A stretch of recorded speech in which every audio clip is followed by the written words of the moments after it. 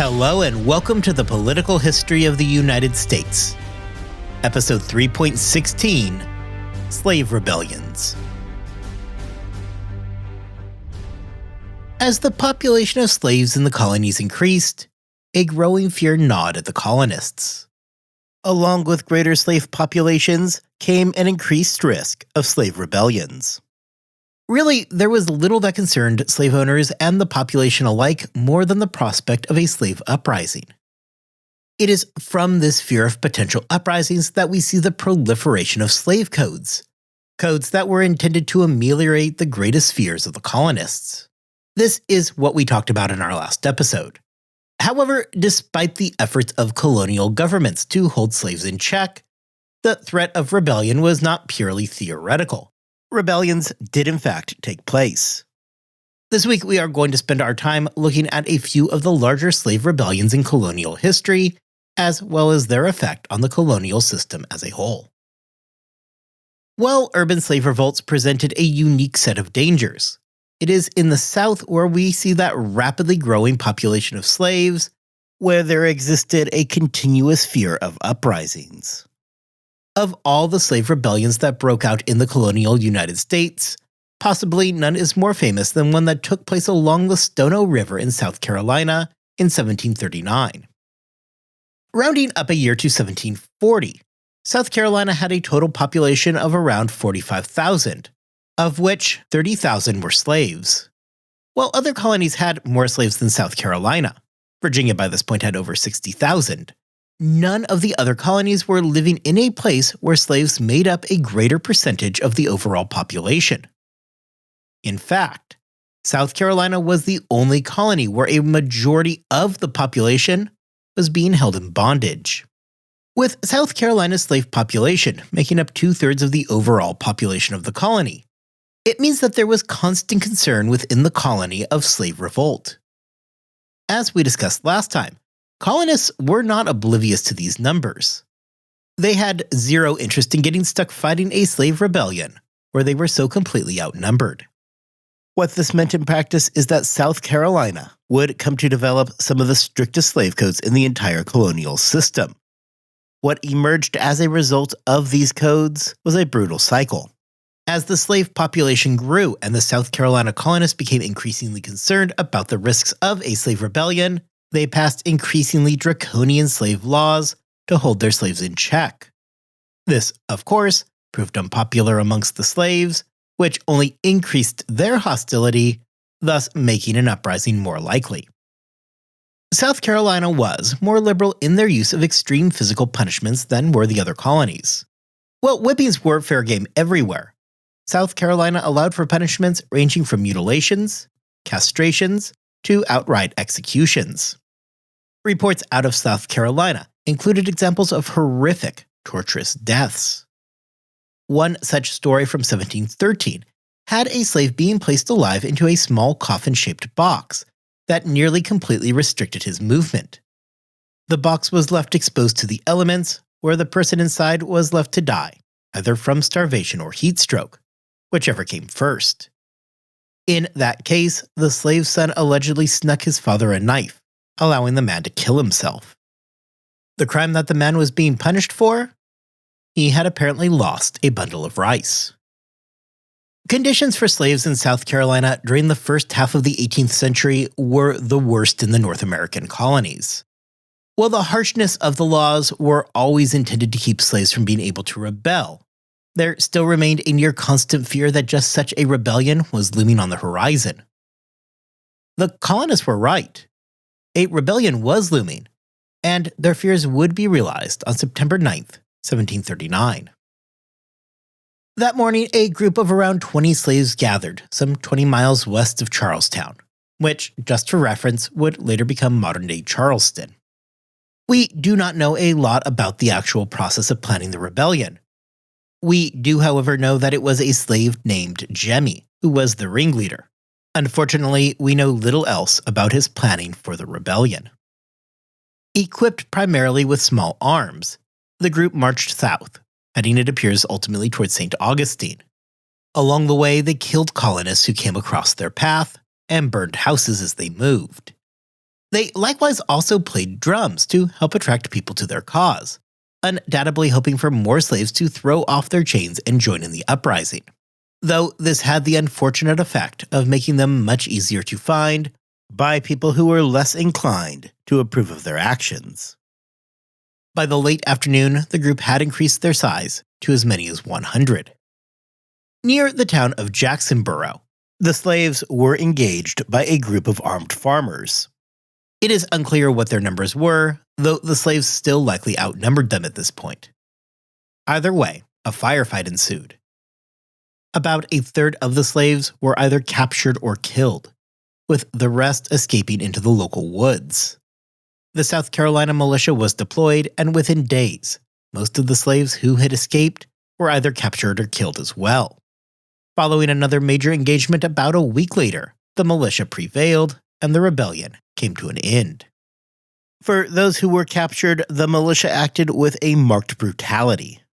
Summary executions were absolutely on the table. Some of those who had been captured were later burned alive and dismembered. Other reports claim that some were tied to trees, allowing wildlife to eat them. Without any question, the entire affair was brutal and ugly. In the wake of the Stono Rebellion, we are left with two primary questions that we must now turn towards. The first question is, what was it in September of 1739 that sparked the rebellion in the first place? It is not as though conditions had not been awful for a while. So, why is this when the uprising came? The second question goes to the lessons learned from Stono, if any were learned at all. As to the first question, there are several potential causes for the Stono Rebellion. However, at the very top of that list comes potential conflict with Spain. Spain and Britain had spent the first half of the 18th century in a Cold War. From the end of Queen Anne's War to the beginning of the War of Jenkins' Ear, which will begin at the end of 1739. The two powers had spent years in a tense state. One of the moves by the Spanish was to offer freedom to any slave who managed to escape down to St. Augustine. This was almost certainly the end goal for the slaves in the Stono Rebellion. This has typically been taught as the main reason for their escape. Well, not incorrect. It is worth considering, however, that the Spanish had, for some time, been offering freedom to escaped slaves. This was nothing new. St. Augustine, therefore, remained a target for many of those who escaped bondage in South Carolina. Considering that St. Augustine had been a slave refuge for years, it alone cannot explain the timing of the rebellion. One potential factor was that at the same time as the rebellion, the colony was dealing with a serious outbreak of yellow fever. This would have presented slaves thinking about escaping with a potentially weakened response to a mass slave exodus. Likewise, changing laws in the colony would soon make things a whole lot more difficult. On August 18th, the Security Act was passed in the colony. The Security Act stated that all white males were now required to come to church on Sunday armed. As it was, Sunday was always the best day to escape if you were a slave. When the white colonists went to church, it opened up a window of opportunity. It was a time when slaves had greater leeway to get away with potential misdeeds because all of the whites were off at church. Cognizant of this risk, the South Carolina government went ahead and passed the Security Acts. The purpose of the law being that if the slaves did indeed decide that Sunday morning was when they wanted to launch a rebellion, the local white population was armed and ready for a quick response. The law was set to become effective on September 29th. The colonists were correct in thinking that if something was going to happen, it was going to come on a Sunday. Sure enough, the Stono Rebellion began on a Sunday while everybody was off at church.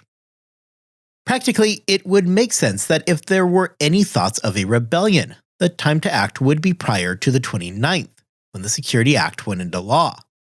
The Stono Rebellion came on September the 9th, so a few weeks before the new laws took effect.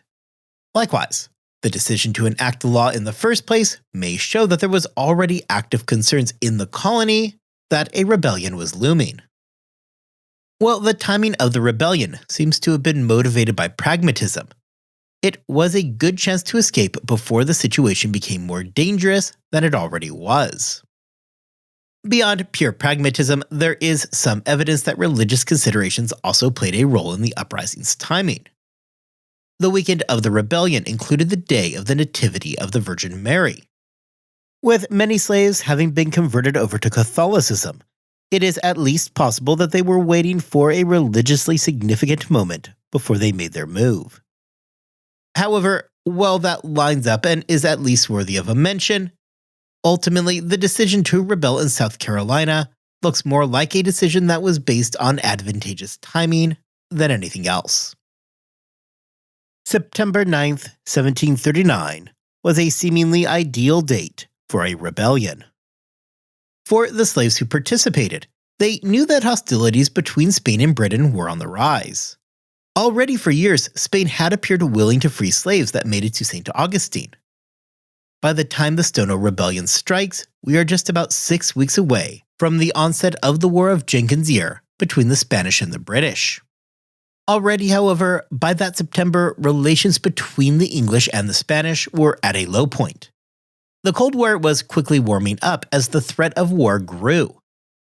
If there had ever been a point where Spain would make good on their promise of freedom to slaves who made it to Spanish Florida, it was now.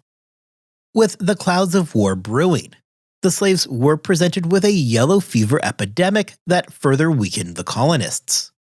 Among the colonists, many were sick, dying, or caring for those who were sick and dying. This left the slaves with a weakened owner class. The Security Act would become active in just a few short weeks, meaning that time was of the essence. If they were going to move, they would not get a better opportunity. Delay would create further dangers, thus reducing the chance of success.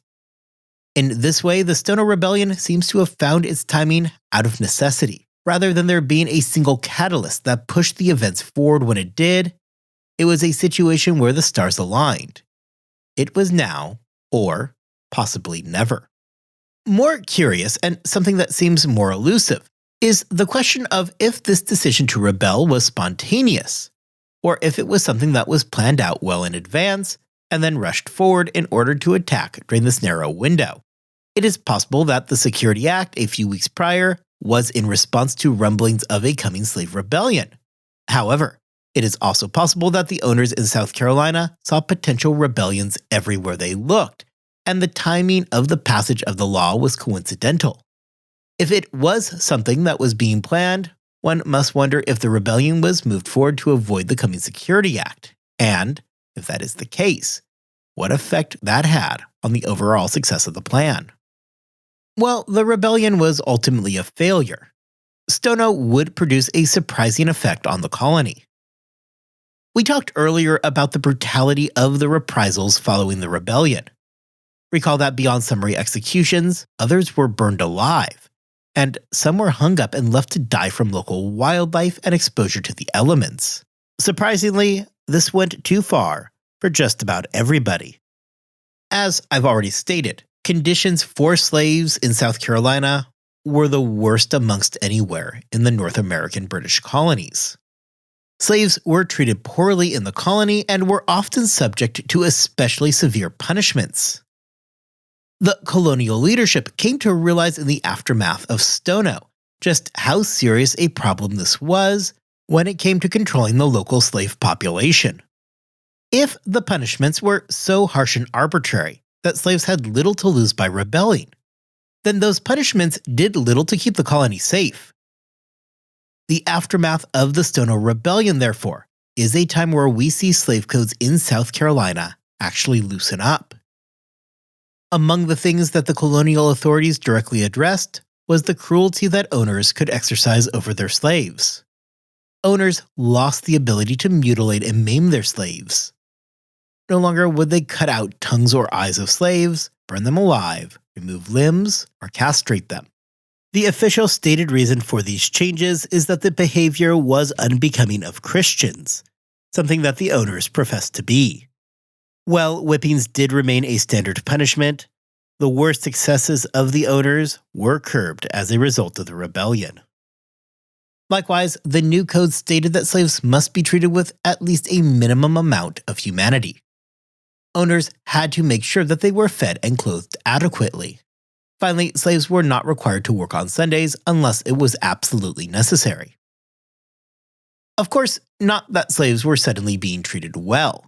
Being fed and clothed adequately should not be taken to mean that they were being fed and clothed well. The purpose of these changes was not to make life good for the slaves, but it was rather to curb the rampant cruelty taking place. The owners in this situation realized that such gross mistreatments were likely to encourage future rebellions, and with the number of slaves in the colony so completely outnumbering the white colonists, such rebellions needed to be held in check. In 1739, the colonists had gotten lucky. The rebellion never grew to where it became uncontrollable. While there may have been upwards of 100 slaves involved, that number was always going to be wholly insufficient to have had a meaningful chance of success. With 30,000 slaves in the colony, however, everybody recognized that next time an uprising might not be as limited. Well, the hope was that by allowing for better working conditions, it would, at the very least, make an uprising less of a risk. Everybody recognized that they were still living in a very dangerous situation. Slave rebellions were not uniquely a Southern phenomenon. Well, those living on plantations were spread out. Slaves in urban environments lived very different lives. There were very major differences when it came to urban slavery versus slavery on plantations. Much of this stemmed from the fact that those living in an urban environment typically had less need for labor. Therefore, you had fewer slaves as compared to the far more labor-intensive plantations in the South. Despite this, slavery still existed in the major urban areas. We are going to explore this concept more next time. However, among the places with a very significant slave population was New York. For reasons that will make more sense in a little while, we are going to travel back to 1712 New York and look at the tensions that would lead the colony to being gripped by a rebellion. The New York colony in 1710 had a population of right around 21,500. Among those numbers, there were just over 2,250 slaves. With approximately 10% of the population being held in bondage, New York stood in a somewhat weird spot. New York had a higher number of slaves than the other northern colonies, however, still considerably less than the southern colonies. It is also worth noting that we are not simply talking about New York City here, but the entire colonial population. However, in a place like New York City, where most of the population did in fact live, you often had slaves living in close quarters with their owners. Unlike in the South, there was no chance to have a separate dwelling for the slaves. Rather, they often slept in attics and basements. Because of this, those in urban environments often had much to fear from their slaves. Well, down in the South, it was the sheer population of slaves that made everybody uneasy. In a place like New York, it was the fact that everybody was jammed in so close together. With slaves and owners living in the same house, should a slave decide that they wanted to kill their owner, it was a far easier thing to accomplish as compared to a large plantation in the South. Should slaves want to gather and plan a rebellion, you had a large number of slaves living in very close proximity to each other. This, of course, created stresses that were going to differ from what we see in the southern plantation colonies. Slavery was likewise used differently in urban environments as opposed to on a plantation. In South Carolina, slaves were needed to help harvest the extremely labor-intensive rice crops.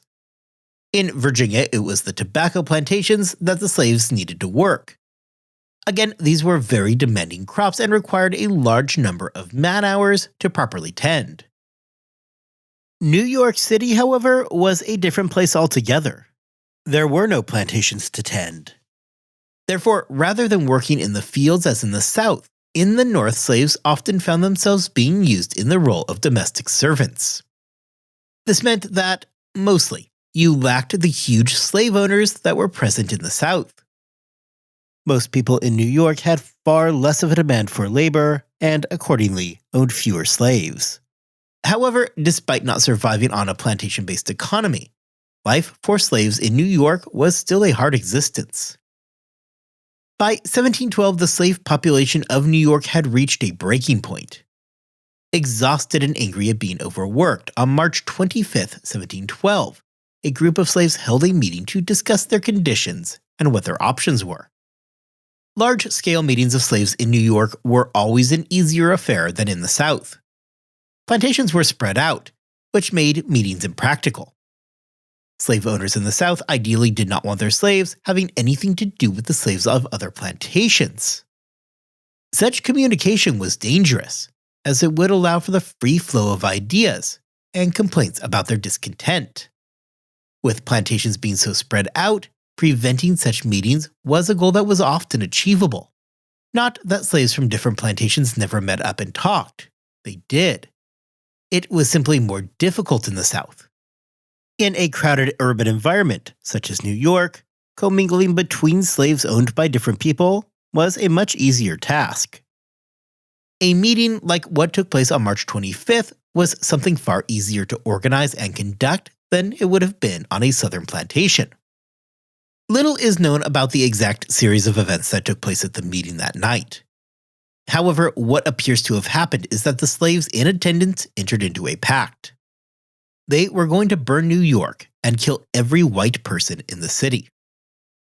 On the night of Sunday, April 6, 1712, they put the plan into action. Somewhere between 25 to 50 black men and women came together carrying an assortment of weapons, including some guns, swords, and clubs. Really anything that they could get their hands on that could inflict some damage. The group began by lighting buildings on fire. As the colonists rushed out to put out the flames, the slaves attacked. By the end of the night, 9 colonists lie dead, with another 7 injured. Of those involved was a slave named Tom, who had shot slave owner Andres Beckman in the chest. I bring up Tom in particular, because he is a name that I want you to remember going into our next episode. I also wanted to touch briefly on Tom's owner, Nicholas Roosevelt. We are going to see next time the events that transpired in 1741 New York are linked to both Tom and the Roosevelts. I wanted to bring attention to this now because when we talk about the generational fear that surrounds slave revolts, this will prove to be a good example. Before moving on, because I'm sure some of you were wondering about a guy with the last name Roosevelt who lives in New York. Nicholas Roosevelt is related to the future presidents. Nicholas Roosevelt is the 4 times great-grandfather to both Theodore and Franklin Roosevelt. Nicholas is in fact the final common ancestor between the 2 men, as the family would end up splitting into the Oyster Bay and Hyde Park factions. Returning to the rebellion, with pandemonium in the streets, the colonial governor Robert Hunter fired the cannons located at Fort George and ordered a detachment to go deal with the uprising. Realizing that they were about to be seriously outnumbered and outgunned, the slaves fled into the nearby woods. This would, however, provide only a brief moment of protection and safety, as the New York militia swept through the island. The militia captured nearly all of the slaves who had taken part in the rebellion, with a handful of others being able to commit suicide before being captured. The New York Rebellion had lasted less than a day. However, it would have long-lasting repercussions for the colony. What would follow in the immediate aftermath of the rebellion was a quick series of trials, which, unsurprisingly, led to convictions for all those involved. We know that by the time April 20th rolls around, just a few weeks after the rebellion, executions were already being carried out. They sentenced 19 to death, 3 women and 16 men. While the majority were hung, a handful were subjected to far more horrific deaths. This included at least 1 slave being hung up alive, another being broken on the wheel, and a final slave being burnt at the stake. There are a handful of key points that we can gather from an examination of the 1712 slave revolt. First, it should dispel the idea that slavery was purely something that existed in the southern colonies. As the 18th century progresses, slavery will indeed become far more concentrated in the South, as the number of slaves grows exponentially in that region, while it does fade out in the northern colonies. However, for the first half of the 18th century, slavery was widespread throughout all of the colonies. Next time, we are going to go further with that topic and look at the longer-term effects of the 1712 rebellion on New York. What would emerge in the decades to follow, though, was a deep paranoia and a fear of the slave population. These fears would fester for nearly 30 years before exploding outward in 1741. Interestingly, the 1712 rebellion also tells us something about the makeup of New York City during the early 18th century. Among those who had died were 3 Englishmen, 3 French, 2 Dutch, and a German. It is far more difficult to figure out the birthplaces of those slaves who were executed, though it is thought that many of them had been born in the region around modern-day Angola. Slave rebellions were, for slave owners, the nightmare that they all sought to avoid. Beyond the immediate death and destruction that followed a rebellion, there came an aftermath of fear and terror for the owners. These fears often manifested themselves in new and harsher slave codes. These codes would make the living conditions for those enslaved that much worse, and would thus increase their desire to rebel. For those who were being held in bondage, the rebellions in Stono and in New York had a different effect. They filled the slaves with hope and presented them with information that launching rebellions was something that was at least possible. News of these rebellions spread throughout the colonies to the different slaves and were almost always positively received. This was something that was not simply limited to rebellions inside of the North American colonies either. We know, for instance, that slaves involved in the 1741 uprising in New York were aware of events not only from 1712 and Stono, but rebellions that took place in the Caribbean as well. For example, they knew of free slave holdouts in Jamaica, where escaped slaves would fend off attempts to re-enslave them. They knew about a rebellion on the Dutch island of St. John's in 1733 that saw slaves throw off their bondage, capture the island, and hold it for 6 months. It mattered little to them that not all of these events took place in the North American colonies. These stories spread with surprising ease between the slave populations, generally as a result of the sale of slaves. All it took was for one slave to be sold who had knowledge of a rebellion. When they were integrated with their fellow slaves in a new location, they could tell the story. Suddenly, you have a brand new group that is aware of the information. As soon as one slave on this plantation, a slave who has now heard the stories of rebellion, was sold off to another plantation, the story would spread again. It is through these methods that information did travel throughout the Caribbean and into the colonies. This information about revolts would help to fuel future rebellions. Unsurprisingly, colonists did everything they could to stop this free flow of information. The very last thing that slave owners wanted was to have slaves aware of violence being carried out by other slaves. This is amongst the reasons why you see slave codes emerge that limit the size of how many slaves can gather together. The hope is that by limiting the number of slaves together at any given time, you can better control the free flow of information moving between them. This, however, did little in reality to stem the flow of information. Therefore, throughout the colonies, news spread amongst slave populations readily whenever slaves elsewhere stood up and fought back. By the time that 1741 rolls around, for all that had changed in New York, so much remained the same. Ever since the rebellion of 1712, the colonists in the city had been nervous. New York was becoming an increasingly urban metropolitan place. The population was rising, and things such as theaters had begun popping up.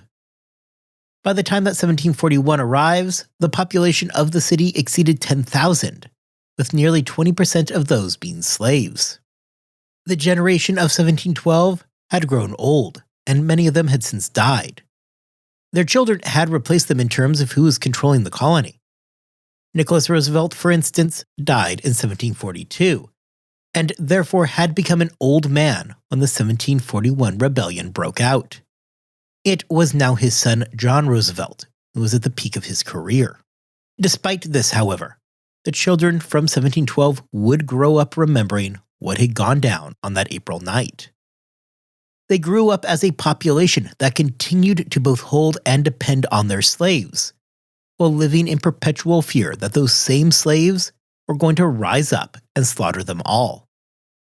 As soon as the colonists got even the slightest sniff of a problem in 1741, the entire situation would rapidly progress from a snowball into a full-fledged avalanche. Next time, we are going to examine the cost of living with the constant fear of a slave revolt for 30 years. We are going to examine what exactly happened in 1741 that would set off a massive ripple effect of accusations, trials, and brutal executions that would consume New York for much of that year. These events would touch on nearly every aspect of life in the colony and would ultimately draw comparisons with the 1692 witchcraft trials in Salem. With that, I hope you all have an excellent 2 weeks. I hope that you are staying healthy and staying safe. And I will see you back here next time to discuss exactly what happened in New York during 1741.